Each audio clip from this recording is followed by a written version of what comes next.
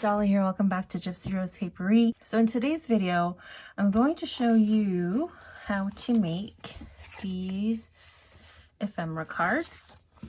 And I showed these on my Insta, and then this all started, if you go back to the previous video, I am like challenging myself ephemera-wise because I have a hard time with it.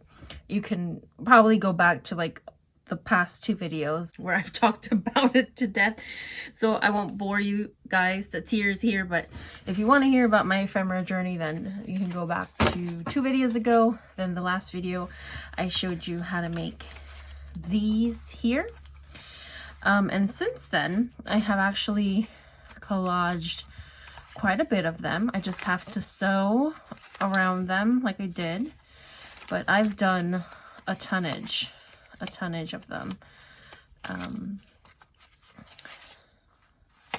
And this is just using scraps and a coffee dyed index card, a little bit of sewing and stamping, and that way you guys can also make the same if you'd want to. So go back to the last video, that's where I show you how to make these guys.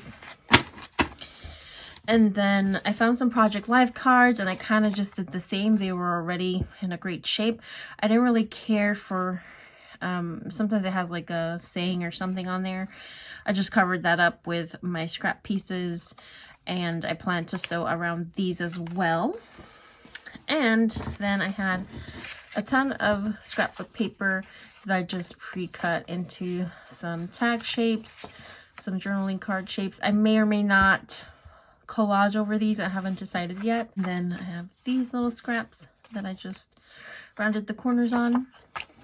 And so I came up with these because I was sort of playing with ideas. I want the ephemera to serve a purpose, but also create a dent in my hoard because, my goodness, I have way too much stuff.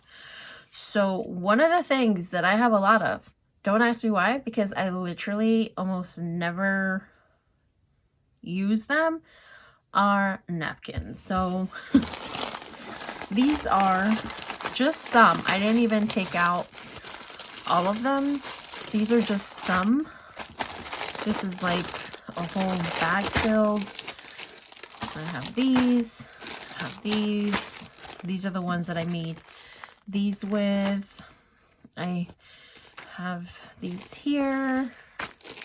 I have this one, and I have this one. So I took out quite a variety so that we can make a whole bunch of different ones, because this one I just kind of was playing around with the one napkin, and so that's why you see the repeating image, but it doesn't matter because it's, you know, a bunch of journals, so I can obviously spread them out. It's not like I'm gonna have all four of the same picture in the one journal. And then the other thing I realized is, like, once you start doing more and more ephemera, the easier it gets. And the problem that I was having is that I was futzing around too much with the actual journal. So the journals are done. Like, I just have to sew them in and the pages are already there. But I kept like messing with the cover. Oh, this needs something here. Oh, let me move the pages around. I highly recommend, if you have trouble like me with ephemera, put the journal away. Take it out of your line of sight and force yourself to work on ephemera, and I can guarantee you it will get easier. So these are what we will do today. So obviously you're gonna need napkins. That's 1. 2, you're gonna need glue. 3, you are going to want to get a nice bold background. I'm using time cards because, again, this is something that I have a lot of, and I can't say that I've used very many of them. That's probably why I have a lot, why I keep buying them. I don't know. But the reason you want a bold background is because that will create sort of texture and interest in your card, right? So it's the napkin. On this one I added a label. You don't have to, but see how behind the pattern you see like the time card imprint? I love that. And then the other thing I have even more of, and I don't mind it, and I will probably never stop buying it, it's fabric. And so I have a ton of fabric scraps that I used for the ruched ribbon, and then we just sewed. And to make things a lot faster and more efficient, once you have your background or your cardstock or whatever thing you want to use, I just cut them down to journal card friendly size. So basically I cut them in half, and on the time card the half point would be right in between these two words here. So between this and side, that's where you'd want to cut to create a nice size card. I want to say this is probably like a 5-inch card. So that's what you'd want to do. And then you can choose to round out the corners or not. I round out the corners because I just like the way it looks. It gives it a nice finished look. So I already cut these down to size. Again, you guys can cut those down to size. I can show you how I do one. And again, I'm just cutting right in between the two words, and then I'm just rounding out the corners like so. And then you want to choose your napkin. So I don't really have a certain theme I'm going for, so we are just going to jump right in. So let's start off with this botanical one. And we all know the struggle of getting that one layer to pop off the multiple layers. All right, so we're not going to get too technical. Literally what I do with these is I go ahead and I put the glue all over the front with the print on it. Get a nice thick layer. What you'll want to do is decide what pattern you want on your card. I'm going to go ahead and do like the bird and the butterfly here. And we're going to set that down. And then we're going to just tear away. And it doesn't have to be perfect like that. And you're going to have some sections where, you know, you rip too hard like I just did. But it's totally cool. And then I'm just gonna tear at the edge. And hopefully I am in frame, because that would suck. Okay.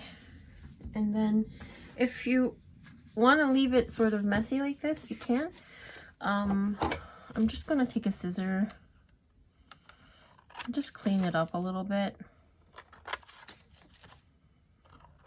But see how cool the pattern coming through the napkin? I really like that. So that is our first one. We can continue and use more of this napkin. This is a really nice piece here with the rhododendron. We can maybe do it this way because we have a little bit of a tear here. So we might do it this way. But I really don't know why, like I was saying earlier, I'm not quite sure why I'm hoarding napkins. I'm starting to think that it's like a deeper a deeper issue, because like I was going through all my things. I was trying to kind of like inventory a little bit just to see what I have, and just to see what I have a lot of that I could be using more and all of that. And I hoard the randomest things. So I really don't know why. I really don't get it. I don't understand it. It's a part of myself I don't understand, and I want to. So we're gonna rip. And again, it's okay if you rip some away. I think it adds to the look of it. And then we can easily just clean it up.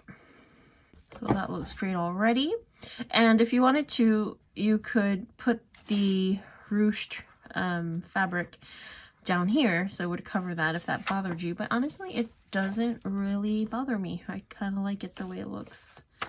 So that's our first napkin. Super easy. I'm going to do a few more with different napkins and then meet you right back here. So I have all of these now. I just use a bunch of napkins that I had. Try to use a little bit of each. They look like this. A lot of butterflies. Not sure why I have so many butterfly ones, because I'm not really a butterfly person. I mean, I don't mind them, but I'm not like crazy about them.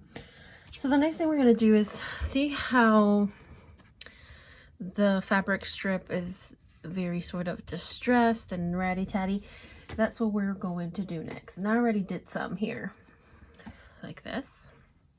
But the way you do this is you just take your fabric, and this one is already kind of ratty-tatty, but if you cut it, then obviously it won't look like this. But if you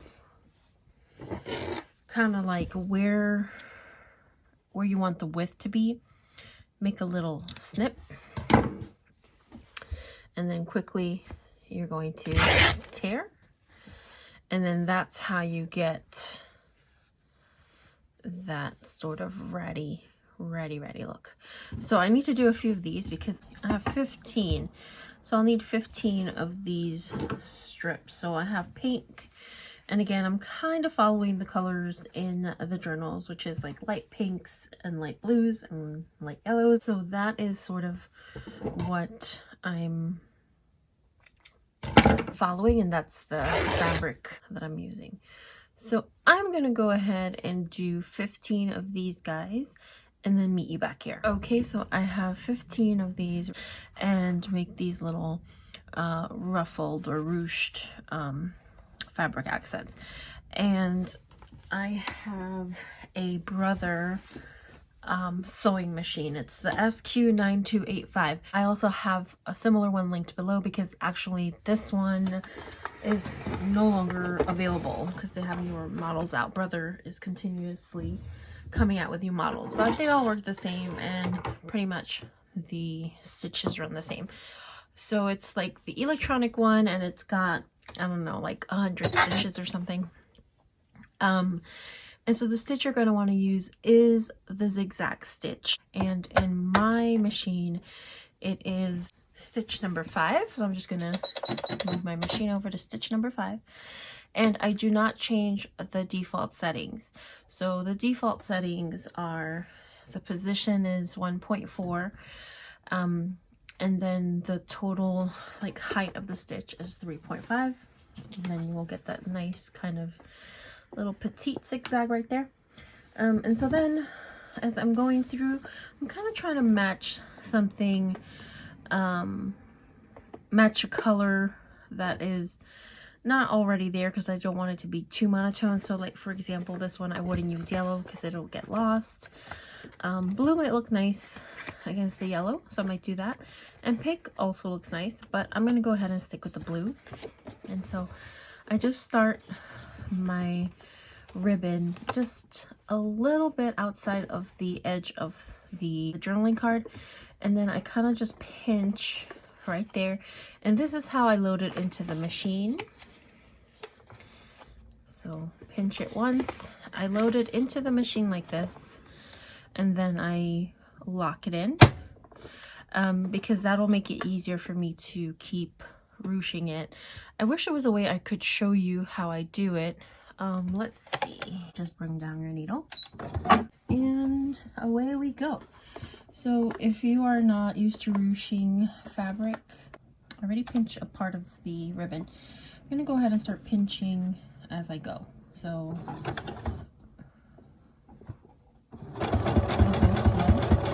right when it's hitting the one that I pinched, I will gather again and pinch again, keeping in mind the length of your ribbon so that you're not left without any ribbon at the edge here. So then when I'm getting towards the end, I kind of pinch as much as I can. I don't know if you could see that. Kind of like that. And then I just feed it through. Right? And then I double back. I don't want it to come loose. So we just cut, and then I'm gonna cut the excess off there. And so that's what it looks like. And you see you have kind of like a nice messy ruche at the edge there. I'm gonna do a couple more so that you guys can just kind of see. So this one has a lot of yellows, and it's got like a purple which is close to blue, so I'm gonna go ahead and use pink on this one. And again, I'm going to sort of get that right at the edge there. Just a little bit of fabric is peeking there at the edge, so maybe like, I don't even know how much that is, probably not even 2/8 of an inch, I want to say. And then I'm gonna go ahead and pinch, and that's what I'm gonna lock into the machine. So when I'm saying that I'm locking it in, I mean put it in under, so just lock it in, and then I'm already gonna start gathering it some and just feed it very slowly. I have a hard time and actually set the setting too slow so I have a lead foot. You see, as you go, just keep sort of bunching that up, and it'll just keep gathering up underneath. And let me actually put it in medium speed.